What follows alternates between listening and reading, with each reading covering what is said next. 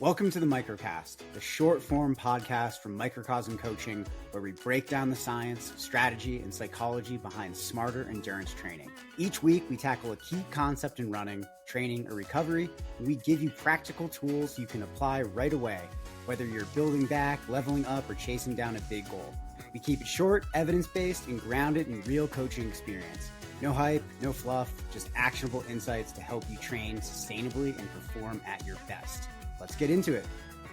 Over the next few weeks, we're going to introduce you to a few other microcosm coaches on our podcast, so you can hear a little bit from them on who they are and what they're about. My name is Zachary Russell. I'm a coach from Microcosm Coaching. My story began back in college. I was on a trail run with some friends. They absolutely demolished me, and so I went back to college after spring break and started on the treadmill and got into running that way. Eventually became kind of full on board with marathons, triathlons, eventually wanted to do an Ironman, and really just found a community in running. People that I really enjoy coaching are athletes that have a desire to explore themselves and adventure. So not just necessarily one who's like, I want to PR this marathon, I want to run this time, but athletes that are a little bit, think about it in a more creative sense. And so athletes that I enjoy are ones that do multiple sports, whether it's competitively or recreationally, or just needing some sort of person to structure their daily or weekly training to kind of balance all of these things together. Being an athletic trainer and strength coach and having a lot of knowledge in nutrition, I think that I bring this well-rounded person to my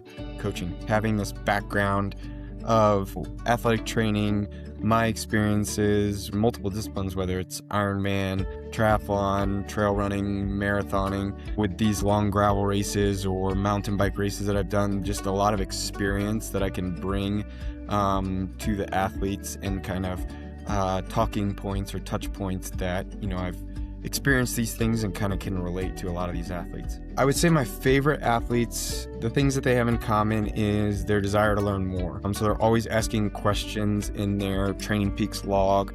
They're always wanting to know, okay, well, why did you put this here? Or why did you put that here? Or why are we doing this long run this week, but then we're going shorter the next week? Or, well, what's the purpose of this workout? And so it's an athlete that's invested in the program. They're not just out there clicking buttons, getting through each day. I mean, yes, those athletes are great as well. I enjoy those, but ones that are a little bit more invested and also participate in kind of multiple sports.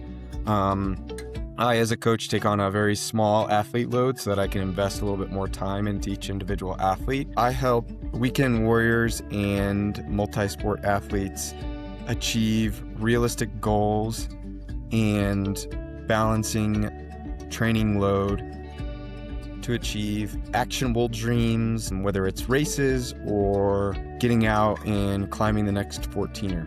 If you want to get to know Coach James or anyone else on our staff, reach out. We have roster spots available. microcosmcoaching@gmail.com.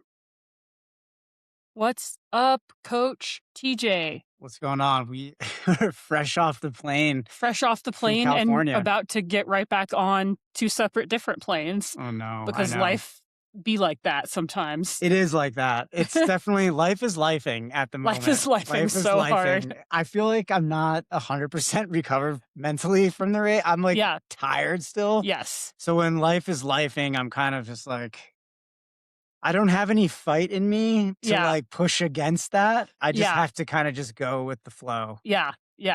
I feel that. But I guess for context, you ran a race this weekend. I did. Can you tell us what it was, how it went? Actually, I want to know. The people know because they hopefully listened to our last episode. Right. Yes. Right? Okay. They know what it is. Maybe can I not. ask, if you're new here, why did you decide to do that race? Man, that race is so cool. Mm-hmm.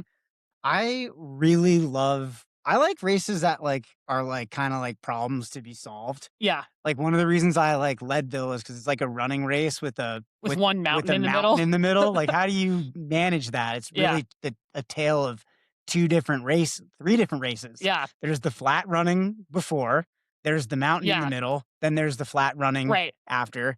Canyons is kind of similar because you've got this mountainous 30 miles that are actually a lot more technical than I remembered from Western states. Very easy to forget how technical that trail is. Rose-colored glasses. Yep. It's a real thing. And then you have like the last 30, which are, a lot of them are really runnable. There was some surprisingly technical sections kind of like mixed in there, but for the most part, super runnable, really flowy, like that classic California trail that we all idealize. Yep. And or idolize. I don't know. I don't know how far you take it. I just love it. Yeah. Same. My vocabulary probably isn't going to be great today. Yeah. Because my mental faculties on 4 hours of sleep are not great. Firing. Yes. Yes. Left it all out there. I did at the airport. Left it all on the 90-minute drive home last night at midnight. Shout out to getting home at midnight. But dude, that race is cool. Mm-hmm. The course is really cool. It's a unique problem to be solved when you're managing kind of two different kind of styles of terrain. Mm-hmm. The titular canyons are extremely fun to run in. They are. And they're really different because like here in Colorado, when you're in the mountains, you have these very long, steep climbs and very long, steep descents. And when you're kind of in this canyon-like terrain, you have, it's like if you were to cut the mountains in half. Or invert them, because it's like you descend into a thing and then you climb out. Right, exactly. And that's just different, but it's also kind of similar to what I like. But it's on a smaller scale. Mm-hmm. And I don't know, it's fascinating to just see how fast people are attempting to go so freakishly up and down fast in that terrain. And I hope nobody lost any teeth out there. It was more technical than I remembered at Western States. Yeah. Yeah. So maybe tell us a little bit about how the race played out from your perspective. I was there crewing you, which means that I got to see you for all of 90 seconds all day. Well, I think maybe before we jump in, let's not bury the lead. Yeah. I want to make a connection here between talking a little bit about my race and what we're going to talk about today. Yes. So, because it will not be 100% race. Right. And I do, can you tell the listeners, give them a little roadmap, and then I'll make the connection. Well, I'm going to question TJ within an inch of his life about his performance at canyons and find takeaways for athletes of all levels and all distances.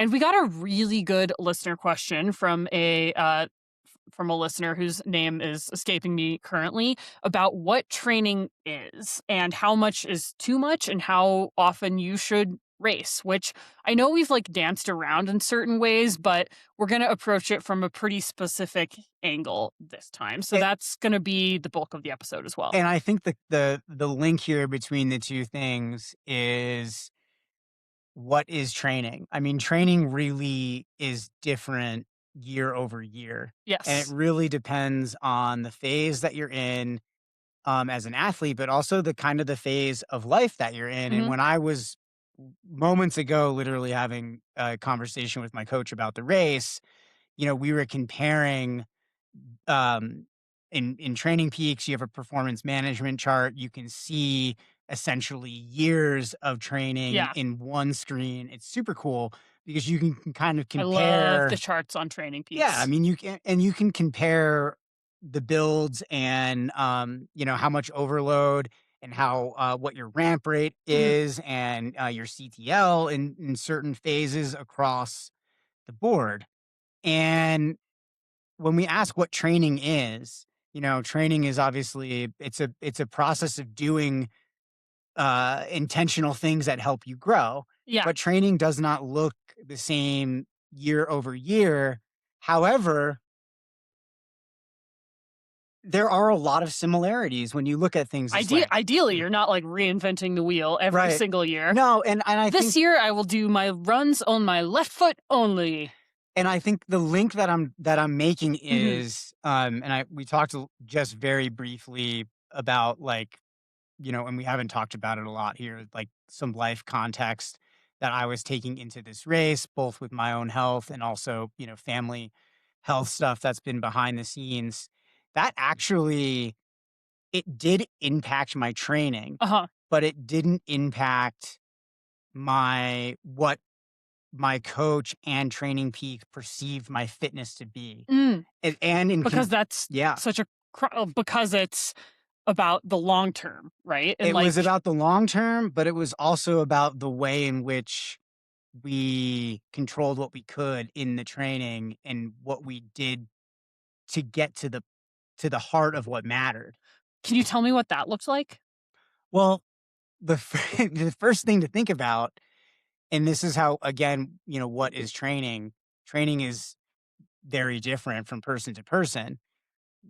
When you look at training for a very long race, like a 100K, there are a lot of different ways to do it. Do you do 2 workouts a week? Do you do 1? How do you polarize, how do you periodize certain aspects of the training?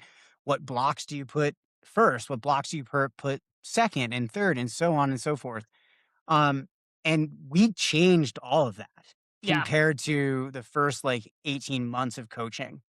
And we basically flipped it on its head. In many instances, I did more base building training earlier in the year, December, November, and even out into January and February. And then I did more intensity closer to the race, which is not a typical block style training periodization that you would typically see. Right. Typically, you would build capacity first, and then you would get into the longer miles later. Yep. And yet it resulted in similar levels of fitness.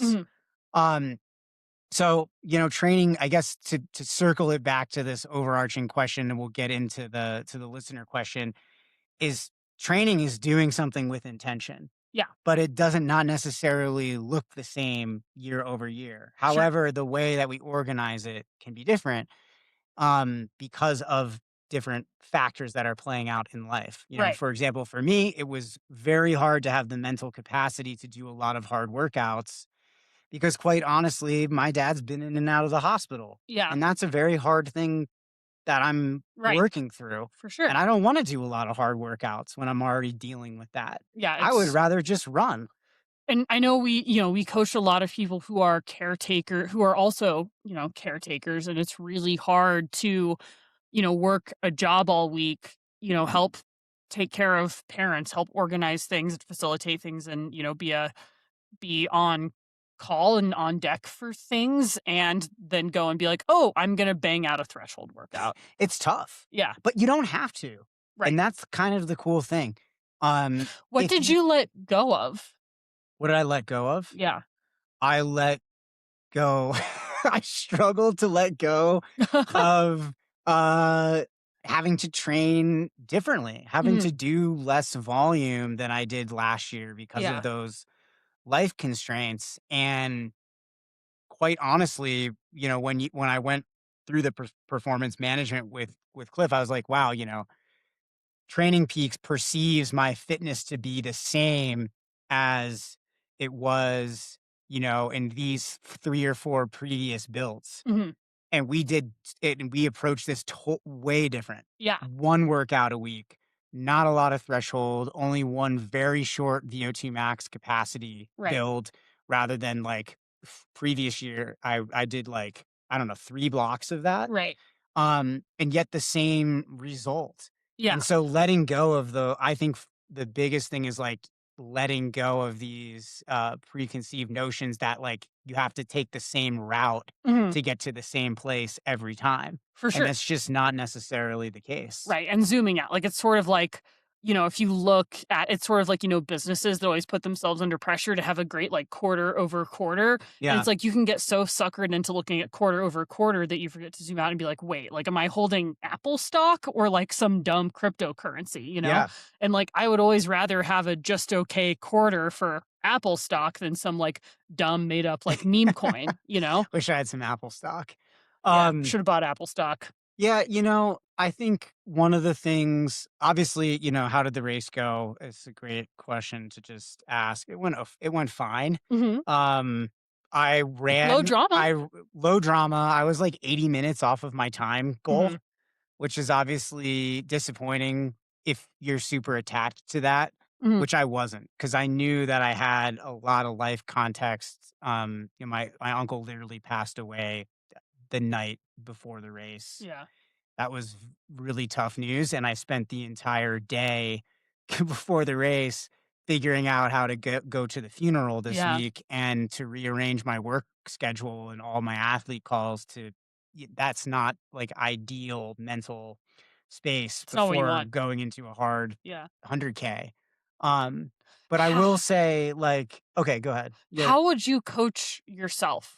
If this was an athlete you were coaching, what would you say to you in those circumstances?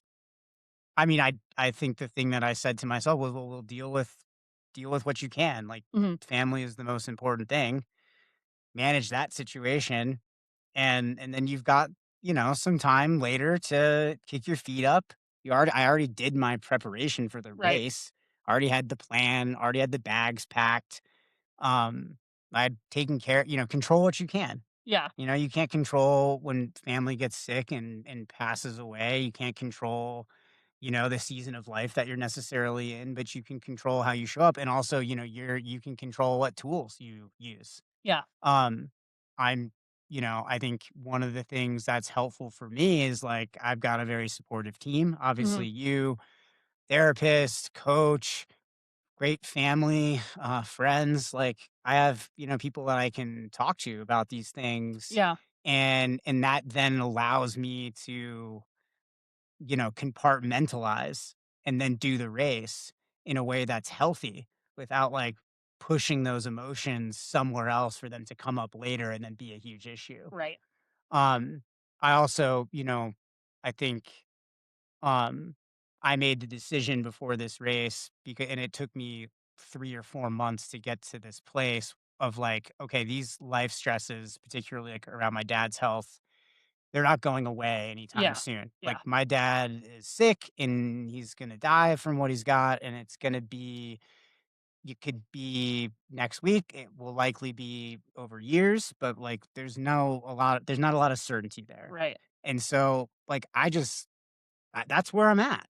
Yeah. And that's hard to even like say and talk about. Obviously that For sure. brings up a lot, but I have to live my life. And like, I had a, good conversation with my parents a little while ago where they were like, yeah, just you got to live your life. Like you got to figure out a way to, keep doing what you love to do, despite the fact that these unknowns are operating in the background. And so it took me a while to get there. And then I was just like, fuck it.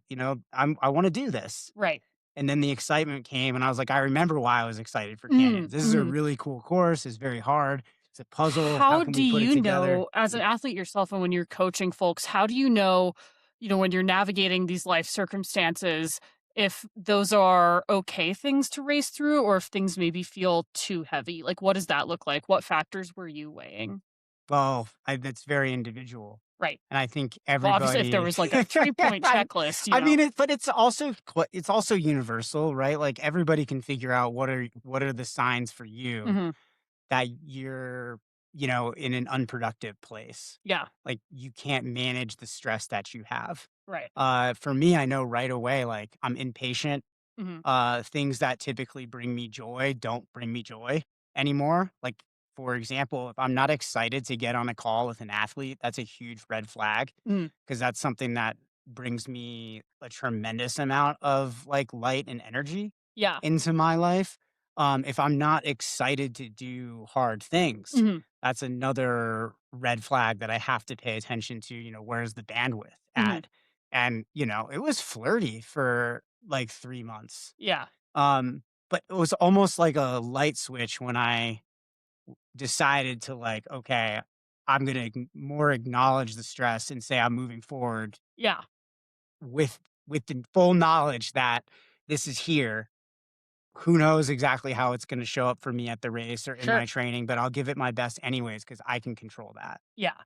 So I'm curious, like, how did you go about calibrating goals and expectations for this event with a tough training block under your belt? I mean, I think this is like maybe where Cliff and I would differ. Like, I thought like for sure I'm probably not going to run 9.5 hours. Cliff was like, on your best day with your fitness, you can absolutely run like 9 hours and 15 minutes on this course. And I was like, that's cool. That like is very validating. That feels nice to know. I know what that time where that gets me in an elite field like this. And that's nice for my ego that like, wants to, continue to try to, do well at these races from a like a results oriented perspective. Right. But I knew for me that couldn't be the approach for this race. Right. And so the approach was like, what time is going to give me the most joy? Yeah. And give me the most gratitude. Yeah. And for me, I was like, that's probably around 10 hours. Mm-hmm. Well, it happened to be just under 11. Yeah. But to be fair, it had also dumped rain all week, so it was not 100% the fastest, most premium conditions. But some dudes, But if you're Matt Daniels, you can run 320. Anyway, so yeah, so it's all good. Yes. I guess if you never touch the ground, the fact that it's covered in mud matters less. I think what it comes down to is you have to be realistic about where you're at. I knew for me the biggest limit would be how much mental energy I could give, right? And that maybe was a factor in the race because I ran really, really well. I only slowed down about 8% across the entire course. I just wasn't as fast, as I needed to be to run, 9:30, for example, or 9:15.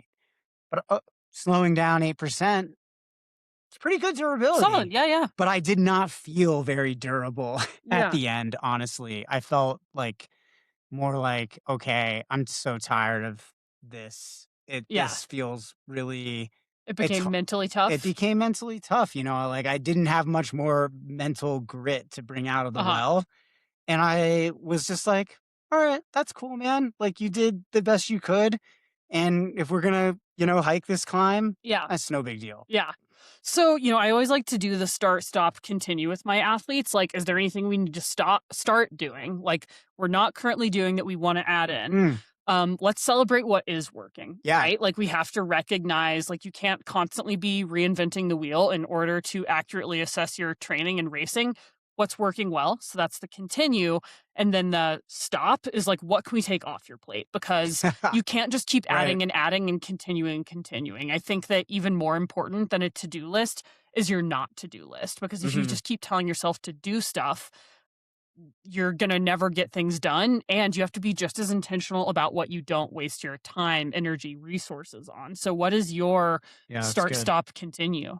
Well, I will tell you the start is doing a little bit better, figuring out my hydration strategy.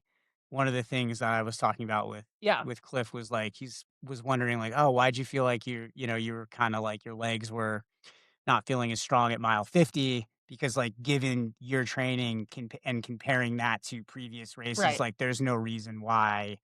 And with the pacing and execution that you had, like during you should this have race, had the you definitely muscular endurance and the aerobic durability. 100%. And it just wasn't there. And we talked a little bit about hydration. My hands got pretty puffy during the race. I had some tingling there. He thinks there's maybe some hyponatremia to look at. And he's like, well, let's just just to check the boxes here, let's find a way for you to get a new sweat test done. Let's get some updated information. And awesome. Like, you don't necessarily need to do more than one sweat test, but new coaching situation. I mean, you've maybe go to a lab. You've consistently tested in dry, humid conditions, and then struggled in colder, humid races. Yeah, it's hard. We have the H-drop armband, so you can continue to test this stuff. Yeah, maybe take that with you to New York this weekend. Oh, that's a good idea. I love that. I don't know where it is, but it's in the record player. If I can muster the energy to find that before I pass out. Because your sweat concentration isn't going to change. Your fluid loss rate will change with fitness and with like as you become more acclimated. But if you've been persistently struggling, then maybe it's just like figuring out how you systematize changing that fluid loss and sodium concentration. We definitely need to figure that out. And because hydration has plays such an important part in your carbohydrate like uptake. If you're not hydrating adequately, but you're still getting in carbs, you might not actually be able to utilize those carbohydrates. So often when athletes struggle with a GI thing, it's not always just like the the food in the fuel. It's Right. a lot of times hydration, because if you're not getting enough sodium, or you're not getting enough fluid, or you're getting too much sodium, or you're getting too much fluid, both of those things are going to really, really mess with your metabolism and digestion. So that's definitely the start. Yeah. Let's double down on this, make sure that this is not something that's going to impact, Leadville training. I would say the continue for me is just focusing on making sure the training brings me joy and I can continue to be, really grateful for being out there. What does that look like for you? Because I know we experience training pretty differently. And I imagine that as a coach, and correct me if I'm just, if this is totally off base, but there can be pressure to talk about your training in a certain way, to be like, yay, this is always great and always fun and always easy. Right. And that's not what being an adult human feels like a lot of the time. So Yeah. I don't know. What does that look like for you? What are you going to do to try to make things to make TJ's training fun again? I mean, a big thing for me is just not pushing through a lot of friction. Mm-hmm. If I feel like there's a lot of friction present, I'll spend a little time there and then I'll stop. I'll move a workout if I need to. That's just kind of the stage of life that I'm in. Managing stuff that's going on with my family, also just the health stuff with my breathing and things like that, not being fully back to normal. My piriformis not being fully healthy. Like, it's just clear that a lot of this is the result of just too much stress. Mm-hmm. So the joy factor is the hook. That's the thing that will keep me coming back, keep me interested in doing, putting in the miles, getting into the mountains and exploring. I think it's really like listening to that barometer and creating space in which to act, to rest more and bring kind of that like mental and emotional well to fill that up a little bit more, so then you can kind of like take withdrawals from that when you need to Yeah. throughout the training. Um, and it's just the whole point of this is it's supposed to be fun. Yes. And when things are hard, yeah, sometimes doing more hard things just creates a loop of like, shit is not fun. Yeah. And it just, feels like, God, what are we doing here? This is just work. And like, this is a hobby that I take seriously, but, Yeah, I mean, it we see still a is lot like of not, athletes get to that place. So I'm just yeah. curious what takeaways you would have for other folks who are managing a lot. And if training starts to feel like just one more box to check, or one more, it's just like another piece of laundry you have to fold, or another errand you have to run, how do Well, you bring joy back into it? think about it like we talked about on the plateaus episode last week. Change something up. If you don't like how you feel, take action. Mhm. Change something. We changed, like Cliff and I worked together to change up my training. Yeah. We reduced my volume. Um, we did things to, make it easier Yeah. on me and meet me where I was. I think the other thing is keep the door open Mhm. to joy. I love thinking about that, like that curiosity, like, can I experience that today? Yeah. That's a choice, Mhm. man. That's a choice that we all make. My choice is to keep that door open, even if I feel like shit, Yeah. because it's possible for it to come in. And Yes. all you need is like a little glimmer of it. Yeah. And you can kind of attach to that and see where it takes you. But sometimes also changing up requires more rest and just taking a couple extra rest days, or not Yeah. not doing your race. Yeah. So what's your stop? What's going to be on your not to-do list? Oh my, I don't know. I don't have an answer to this. Stop. I didn't prepare for this. This My is why it's stop- good. You got to always my find stop? you love not doing more and more and more. Like, you are a great minimalist in all things, and I am a maximalist, which is why we have extremely different personalities and interior decorating sensibilities, unfortunately.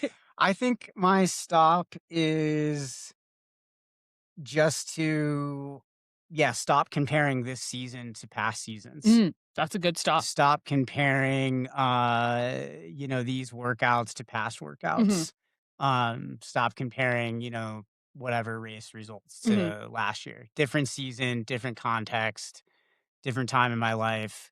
And, that comparison, I think, can be a real thief to the joy thing that I want to continue to feel, because that's going to keep me out on the trails, putting in the volume and working towards my goals. Yeah. So I guess what was the big lesson, or what are your big takeaways from Canyons? I think my big looking, because your next event is Leadville at the end of the summer, so right, you have a bit of a runway. It's a great 16-week runway. I'm happy that I got to the place where I could do the race on my terms, and I'm, I think that there's excitement there now that can be built off of, and sometimes you got to just go out there and get in the shit of it all to, I don't know, really see that that's there, and then that's sustaining, and you can run with it. Yeah. Because, life has kind of felt like, I'm on a crashing wave for, 3 or 4 months. And mostly during the race, it kind of felt like I was like right in the pocket. Yeah. That's great. Yeah. And that's kind of cool. I'm holding on to that a little bit and trying to integrate that into like how I move forward into the next build. And yeah. Anything else? Any other profound lessons, takeaways, comments, haikus? No, I got nothing else. Nothing else. I want to talk about what training actually means. I want to stop talking about me. Perfect. Yes. I'm curious, you got really excited when this question came in. Yes. Can you tell me why? What resonated for you right away? I have been a road runner for many years and recently got into ultras and trail running for the last year. My partner has been running ultras for a long time. I love y'all's pod and feel like I learned so much from you guys. Aw, thanks. I hear a lot of dialogue and have listened to several of your episodes on overtraining, finding balance in training load, etc. I am a little confused about what we mean when we say training. This might be a dumb question, but when you say training, you mean going hard and working towards a specific race-related goal, right? And not just running, like running because you love running, or even running longer distances for fun so you don't lose everything you've gained? This question came up for me because as a supportive partner, (lol), I spend a lot of time at ultras, capitalized, and long distance trail races that I am not running. As the observer, I see a lot of the same people at these races. Savage, catching strays, people who only go to races. Including my partner, LOL. I know my partner personally feels like he is just running some of those races to keep his body used to running longer distances, but he's not always running to race. I imagine some of these other runners are doing the same. As someone who is just getting into it and has really caught the bug, I am trying to figure out the right way to do it. Is it okay to do several races in a year just to maintain your ability to spend time on feet and essentially base build throughout the year? Oh man, I love this because I think we're going to say some things in our answer that are going to land, that are going to be very honest and maybe kind of are going to, hopefully they will land okay. My honest listener. Reaction when you said that was it's gonna land weird for people who are wrong because I am stubborn and opinionated. I mean, it's just, these are not opinions. These are facts. Perspectives? Yes, and. Yes. Yes, and. There's a lot of good stuff in here. This is stuff that I think a lot of us struggle with, think about, and quite honestly, if you're not working with a coach, you're going to have these questions because you don't know how to structure your year and you don't know how to make all those events make sense into something. Yeah. What are they for? Where are they going? Is it actually possible to use a bunch of races to maintain my base? Yeah. I am very skeptical about those kinds of assumptions that athletes who maybe are a little newer to the sport are making, but are also... I'm also like, what do you mean by long? Because the number one mistake you can make in this world is everyone has an extremely different definition of what long means. Well, the definition of a long run is anything more than 90 minutes. Yes. Yeah. Yeah. So technically, yes.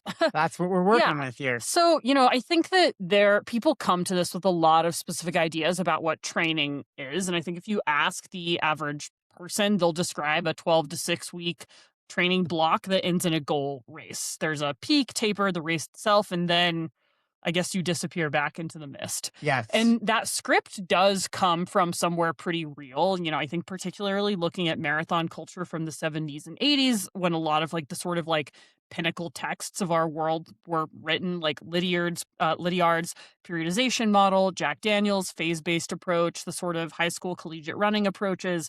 All of it was built around this idea that you have a season and then you have everything else. And it was sort of this like binary of like, you're training, you're not training.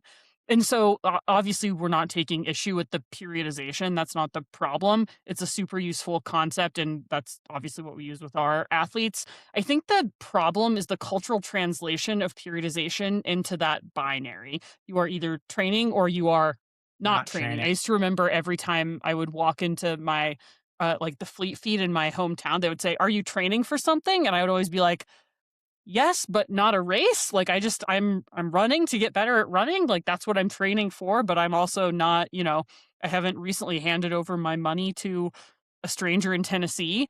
So I think I wanted to sort of like talk about a working definition of training that we have, because the way that we use it at Microcosm, broadly speaking, it's intentional movement with an adaptive purpose.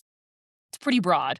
So the three pieces of that definition matter a lot. So intentional means that there is a level of awareness about what you're doing. Doesn't have to be a super strict prescription, but you are not just rolling out the door blind. And movement can be broader than running too. Yeah. Strength, mobility, hiking, cycling can all be part of a training plan when oriented towards an adaptive goal and done intentionally. An adaptive purpose is really the cornerstone concept here. Right, we're doing something with intent. Yes, there is an outcome that you are trying to nudge the body towards. Could be health, could be endurance, could be strength, could be recovery, longevity, speed, just feeling better, avoiding injury. All of those count. Yeah. None of them are ultra marathons. So I think people should notice what's not in that definition: a specific race, mention of a calendar block, a specific pace, even a coach. You can be training with all of those things or with none of them. I sometimes, and I don't know if you'll push back on this, Zoe, but I kind of sometimes think about like, when am I not training? Because at a certain point, everything should be done with intention. Yeah. And living an intentional life is something that we advocate for. Yeah. So doing things without a set purpose kind of goes against the ethos that we have at Microcosm. Yeah. Now, your purpose might be to have fun and seek joy, kind of like one of my purposes for my race at Canyons. Yeah. And that might not be the same purpose as, do this race so I've done 100K before I go do Leadville. Yeah, for sure. No, I mean, I don't take issue with that at all. I think there's a lot of folks who struggle with, like, if something is intentional, then it must be a rigid prescription. Or if something is a prescription, it can't be fun because I don't have ultimate agency. And as coaches, it's always our job to make sure that athletes have a lot of agency in the process. Obviously, you can't do whatever the fuck you want, whenever the fuck you want to, and expect a specific outcome besides, honestly, injury or burnout. I would expect that. And you have to do things intentionally, but there should always be room for flexibility, for compromise, for agency and freedom on the part of the athlete, because humans generally do not respond extremely well to just being told what to do every single day for all of their lives, especially, if you have, like, if you're holding a lot of stuff for your parents, holding a lot of stuff at work, holding a lot of stuff with your family, or doing childcare. A lot of folks need a place that has different levels of agency for them to explore. Sometimes training is a week of non-prescriptive runs. Correct. Yeah. So I think you segued us nicely into this next piece, where I think of, and what I described, hopefully people understand this, is like training is more of this like continuum. Yes. Yeah. Rather than this binary thing of two ends of a spectrum. You're either training or you're not training.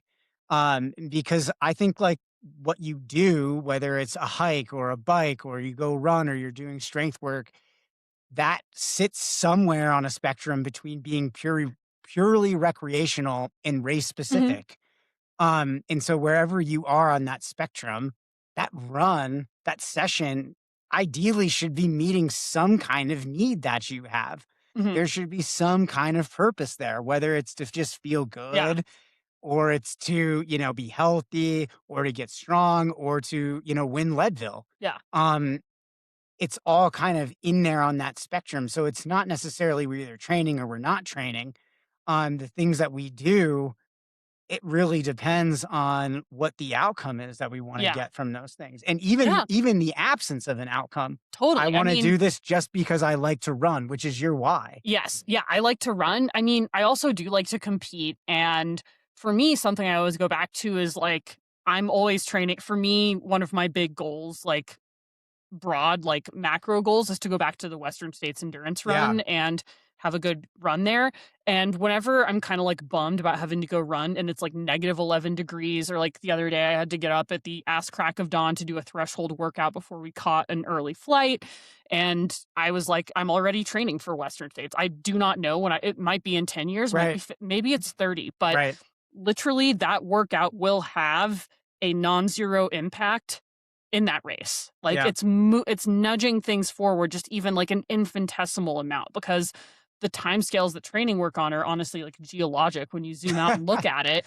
Yeah. And so that can ideally help you not overemphasize any one run. But if it helps get you out the door, the way it does me is like, I'm already training for, maybe the next time I get to race Leadville or the next time I get to race Western States, even though I do not have them on my calendar. And to be clear, may or may not lottery in the next decade. So I think, maybe if we look at this from like a race specific and a recreational like perspective, on the recreational end of things, we kind of have our like low intensity runs. We're not really like fueling with any specifics. We're not targeting any specific like paces, RPEs, output levels. Probably a lot of these runs are social. They're done maybe for fun. We enjoy it, health. But yet they still do train your aerobic system. Yeah. So it is still functional in many ways. And then on the race specific end, obviously we have like, oh, you're a marathon runner. You want to do Boston. You have to do workouts at marathon pace. Or you're running canyons and you have to work on your, fueling plan and execution for that race. Or you're doing other, course specific simulations and, you're tapering or whatever. Like there's so much there. But that highly specific stimulus, it does point at, a specific like moment in time, and it does have a very specific emphasis, and it is maybe much more detailed than the recreational side of this spectrum. But for a lot of like athletes, I think the core message here is what we're doing is happening somewhere in the middle. Yeah. Like you just use my example of how I kind of thought about my training for canyons. Yeah. Like this isn't about necessarily running 9:30 or running under 11 hours or, being competitive. It was about like, can I find joy in this? Yeah. Can I have fun? And yet still I had the same fitness as that I had at Western States, at Lake Sonoma, at Spartan last year, at Run Rabbit, and many other races, like comparatively. Yeah. But with a way different intention. Yes. Yeah. And so the thing I would posit is the sort of 𝐬𝐮𝐬𝐿 of it's actually healthier to always be training. Yes. And here's what that actually means, and I think why it's healthier. So from a physiological perspective, aerobic fitness, we talk about this all the time, this is the most geologic of the adaptations. It's really slow and one of the slowest to lose because it's, mitochondrial density, capillary network growth, cardiac stroke, fat oxidation, connective tissue remodeling. Those adaptations happen on a time scale of months to years, not weeks. So you can't jump into a half marathon and expect to have radically different connective tissues after you bang out a couple workouts that you downloaded from Runner's World. So, this is why the 25-year-old who's been running consistently for 8 years will outperform someone who has just done 3 12-week blocks, even at similar weekly volumes. The substrate is just deeper. On the other hand, when you stop, you also don't lose all of that overnight. Plasma volume drops in like 7 to 10 days. VO2 max starts to decline measurably in 10 to 14 days. That's pretty solid also. The deep mitochondrial and capillary adaptations take 4 to 6 weeks to meaningfully erode, and they don't, go away. They sort of degrade. So that point is a fitness continuum and not a switch. So this question of whether you are training between blocks of specific race preparation totally misses the bigger picture and misunderstands how that's a psychology concept, not a physiology concept. Yeah. And we coach for physiology and bring the psychology along for the ride. So the aerobic engine that you are riding on during a race was built across years of consistent stimulus, not the 12 weeks before, even if you did some intentional workouts, intentional fueling. Yes, those things matter. Yes, they're important. Yes, they move the needle, but it's a yes and proposition. So it's not just that those 12 weeks matter. The whole substrate is what really matters. I do think that there is an interesting piece of this around boom bust. Yeah. Where we see athletes who, go from one race to the next, and we can kind of disguise that behavior with, it's a training block, right, and I don't do anything in between. Or I'm using this to maintain my ability to run long. Which I'm like, what do you mean by long? Yeah. Because also you can do that not racing. You can do it racing. I mean, I wouldn't recommend people are banging out 100Ks every 6 weeks. Or 50Ks? 50Ks? That's, again, it really depends on your background. But what we see a lot is, folks, they maybe don't have a super deep history. They've been running casually. They sign up for a race where they have an outcome they're really attached to. Maybe they want to qualify for Boston. They want to run 100 miles in under 35 hours, and whatever it is, it's going to ask a lot of them to do that. So in the 12 weeks leading up to that event, they have to be on it. They cannot miss a Saturday. They feel that they cannot miss a strength session. They get really upset if they miss even a single stride, when I'm like, okay, ideally, if we work together long enough, you're doing thousands of strides with me. Right. So well, and that's the issue. We can let go of the one you missed because you were petting a dog. Right. And then because they have to be so concentrated in that final training block, they lose the joy, they lose the connection with running. Everything feels way over prescriptive because they weren't focused previously, and then they had to really focus, which burns them out. And then they're like, well, I have to take 6 weeks totally off. I can't look at a hill stride without wanting to, ram my head into a wall. All I can do is vibe with my friends and go to beer runs. And I think one of the other issues that often develop out of this way of thinking are much higher risk for injury. Yeah. And also our aerobic base degrades. Yep. Because we don't properly build throughout the year. We only focus on one race at a time rather than focusing on a periodized training year or multiple years cycles. And I think that there is, again, this cycle. It's not just a psychological cost around joy. It's, I think, also that our identities as runners get to when we are in these boom and bust patterns where we have to focus and go all out for a race to get that goal. We become so goal oriented that we really lose the real point of this. Yeah. Which is what are the intangibles that come out in the process of pursuing something that's hard that really speak to us? Yeah. The joy, overcoming discomfort, the learning that happens, these things that we take far beyond actually completing the race. That just becomes something that is not acknowledged whatsoever for many athletes. And then athletes do wonder, why do I feel unfulfilled? Yeah. So I wanted to talk about what always training actually looks like, because it does not mean grinding hard AF 24/7. That's overtraining, which is not always training, and those are different. So I think sometimes they can get conflated, and it's really important to disentangle those two. But what always training to me means is there's always some emphasis and intention. Different phases of the year have different goals, but the engine never fully switches off. So there'll be a general preparation phase with lower volume, more variety, some base building strength, lots of easy aerobic work. This is where things can be a little looser and less prescriptive. Then we'll have a specific preparation phase, building towards a goal race, maybe higher, more specific volume, speed work, race-specific workouts, a bit more structure, peak and race phase, and then a recovery phase. So I think this framing helps resolve some of the identity crisis, though I'll say, like, for me, this is always like a hard part of getting ready for ultras. And like, I love ritual and routine and schedule. And I love, I don't always think of myself as the most structured person. Then I look at my Google Calendar and I'm like, oh, I'm actually queen of structure.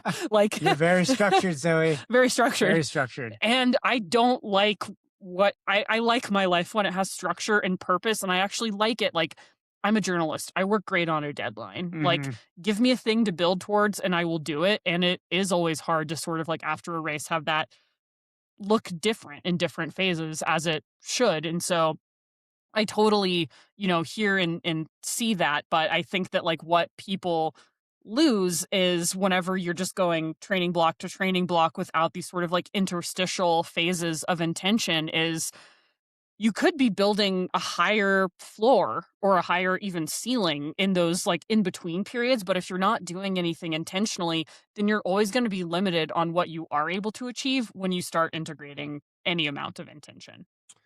I want to shift gears for a little bit and talk about using races as training, because this is a big part of Delaney's question. And I think it's something we see a lot, and it's important because it can work. Yeah. It can also be really problematic. So I would say the first thing to think about is the concept of the B race. Yeah. And this is not a new concept at all. I mean, this has been here for decades and decades. Marathon, marathon runners have used the B race concept for forever. They have an A race that they really want to peak for, and then they'll sprinkle in, supportive races along the way, B and C races throughout the year as fitness checks, helping to, build competence with specific stimuli and really focus on race execution. We see this a lot with ultra runners too. But ultra running culture, I think, maybe takes this to the next level sometimes, and sometimes maybe even unnecessarily. Like, there are just so many events. The events are also so long and have such a significant recovery cost that we can't realistically peak, for a lot of very long races in a year. So instead, a lot of like savvy ultra runners are going to pick their main race, one or two true A races that they're really focused on. And then they'll use a couple supportive races to, help them have these bigger training moments. Right. And I think in some cases, maybe, this is what Delaney, the listener, was observing at these races, seeing some of the same people return. But, also it's possible that that's not also the case too. It's possible that these athletes are just showing up because they like to race a lot. Yeah. And then that can be potentially problematic. Right. Yeah. I mean, I think there's some places where the strategy can be less productive, because the damage profile of a 50 or, because I think what people can get suckered into is racing every single race or never racing. And somewhere on that continuum is what's correct. Yeah, that's but spectrum. I don't think either pole is it. Like, if you're just like showing up and like joyriding every single ultra, I would posit there is a lot of joy in actually allowing yourself to try to compete, to try to impress yourself, surprise yourself, having A goals, B goals, C goals, or your wig, wag, wog, and setting your, like, having expectations and allowing yourself to succeed or feel disappointed and navigating the human experience that is that. Because if you never allow that and you're always protecting yourself and you're like, oh, I'm just doing it to do it, and you're doing it like every 6 weeks. Listen, I don't live your life. I don't know what you're holding. I know that it's, given our recent experience, I know people are holding a lot when they show up to the start line of these races. And there's a world where you could experience an even richer form of connection to yourself, to the race, and to your community if you allowed yourself to prioritize some things and invite a little more intention into your life. Because if you race every single one and you're like, I'm going to race a 100 miler every 5 weeks for 2026 to raise awareness for the fact that I'm racing 2,100 milers. And that is just too much because your recovery debt will accumulate, that tissue stress accumulates, and eventually something will break. And it doesn't have to be 100 milers, like just depending on what your baseline, like you can do this with a marathon. You can do this with half marathons. I think that the mental discipline required to show up and race a lot too, whether you're just eventing it or you're actually going and racing, is really real. Mm-hmm. I think there could be some serious diminishing returns there, and it almost creates like a lily pad effect where like I haven't even digested and integrated one race into who I am, and already I'm on to the next one. So really, I'm never actually processing or learning anything. Like you had a big feeling about a race, and instead of trying to sit with it and understand it, you just hopped right on Ultra Sign Up and started spending money. And I would really advocate, and I try to advocate to my athletes to just slow down. Mm-hmm. Slow down before you even get into the the nuts and bolts of like, how do you want to learn from this, or what do you can you even celebrate the fact that you just completed this thing? Yeah. And I do think it could be maybe problematic if you feel like I can just do these things all the time, and so like there's no point in even celebrating them anymore. Yeah. Like they're just so easy for me or whatever. But what I really also wanted to build off of with this part of the conversation, Zoe, was like, if you are one of those athletes who does enjoy going to a lot of local events, maybe you're doing a trail half, then a 10K, then a 5K, and you're just bouncing around, that's cool. But like, what are you doing in the middle of that? Yes. What do your weeks look like? Is that the only run you're doing? Are you doing a couple runs during the week and then doing these bigger peak stimuli? That, again, is going to increase your risk for injury. I think there's going to be really serious diminishing returns there. So, like, the context in which this is occurring is really important to evaluate. And consistency will always, always, always beat everything else. Because if you're using races as a substitute for that consistency, that's what actually builds fitness. So if you only run when you have a race on the calendar, those races aren't building anything. They're basically introducing a huge stimulus that you can like barely respond to, and they're just kind of sampling whatever fitness you happen to walk away with. It's simply not enough structured stimulus and way too much breakdown to really build if you're just like kind of like, I'm going to these ultras every single weekend or whatever it is. So I think a question I ask athletes in these circumstances are, would you be doing the volume and consistency if you had no races on the calendar? If the answer is no, then the races are functioning as motivational scaffolding, which is fine, but we need to be honest about it. Am I racing it or am I running it? Yes. That's another really, really important question. Where on that spectrum are you? Right? Are you never racing or always racing? Yeah. Can I recover between these races is another one.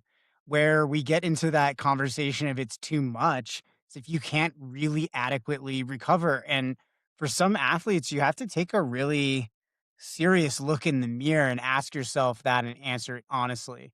I know many, many athletes have been coaching for a long, long time, and I've coached hundreds and hundreds of people. This is something that folks really struggle with. Yeah. Am I actually truly recovering? It's so much easier to just say, yeah, I'm recovering, and not really address the fact that like you're kind of just putting stress on top of stress on top of stress. Because you got the free t-shirt and the medal and the pint glass, but like, what are you giving yourself afterwards? 100%. And the maybe the other point that I wanted to make too is like, why so many races instead of getting into the good hard work that actually creates growth, real growth over time. We had a dinner with Microcosm athletes after Canyons. Oh my God, that was like my highlight of and the we were whole all joking about how, as much as we love racing, the only thing we don't like about it is that you can't train when you're racing, and how much we love training. And I was like, oh, of course, like the folks that like we're eating pizza with after the Canyons endurance runs are people who are like, I love racing, but man, I just really love training. And those are the people that end up racing the best. Yeah. It's people who love training. Fall in love with that. Yep. So, direct answer to Delaney, whose name I now remember. Thank you, Delaney. Really delightful question. Yeah, awesome. I first love of the all, question. not dumb at all. There's no such thing as dumb questions in DQ. This is, I think, one of the most common conceptual confusions that we see, because when we start to work with athletes, we make them commit to 6 months to 12 months of training right away. Like, if that's not your jam, there's plenty of other people who will work with you for 12 weeks, and I hope you're happy. But we want to get into the nitty gritty. We want to build relationships and we want to build fitness. And you can't, it's sort of like we're not here to play like 9-day fiance or whatever with our coaching clients, like we want to actually do this thing. We want to build a relationship. We want to build an athlete. So training means intentional movement with an adaptive purpose. Your partner is training even when he's not racing. You're training right now, even if you're still figuring the sport out. So It's a broader definition than I think many people think. Yeah, absolutely. I do want to also say the 12-week block is one tool amongst many. And that it definitely does not define training in any way. Remember from our conversation on periodization, you can design these blocks any which way you want. Yeah. There are some principles that can help you guide how these blocks are put together and how they work. But ultimately, it comes down to the decision of the coach or the athlete or the two together. And so if you're thinking only in terms of like this 12 or 16 weeks until my goal race, I think you're missing the larger picture here and a lot of opportunity for growth, learning, and progression, and eventually, really great breakthroughs in your training. Almost guaranteed the wrong thing to do is whatever your partner is doing. Like, we do not. Oh, right. We don't train the same at all. We do not train the same. We did actually experiment last year. We did a lot of the same races, and we're not doing that this year. I enjoyed that. That was great. That was great. But you can't just copy and paste, right? Like, we're different humans and we have different objectives, and we're stoked about different things. Yeah. I think doing several races a year as base building, time on feet, or community it could be legitimate. I think especially in trail and ultra culture, it's more accepted, to be honest. So if you only want to run long when you get a free t-shirt, I'm kind of like, okay, let's. I don't think people are doing it just for the t-shirt. No, I know, but it's like if you feel like every weekend needs to be like a whole thing, like if you're never going to just do a 20 miler on your own, right? That I think could merit a conversation. I do think that the strategy works if you know how to train in the gaps between these races. Also, if you're a bajillionaire and you have stock in ultra sign up. Hey, that's good for you. Make sure you're taking advantage of that on-course nutrition for sure. I do think the thing to watch here is do not let the races substitute for the consistency and actually building fitness over time. And, the base is built, again, between these races and in how we design our training over time. So really take a look at that. If you're just showing up to these races and sprinkling a few runs in here and there, they're not going to give you what you want them to give you. Yeah. So for someone newer to the sport, working with a coach, obviously that's going to help you a ton here. But if you're also self-coaching, you can figure this out. You can find your own rhythm. We had a lot of podcasts on how to develop your training. Our last podcast was about periodization. Take a listen to that. Take some notes. That will give you a lot of the nuts and bolts that can help you design your training. And you're going to have a great time as a result of that. Thanks for tuning in. As always, guys, microcosmcoaching@gmail.com. We love these questions and hearing from you all. And check us out, microcosm-coaching.com, and we'll see you next week.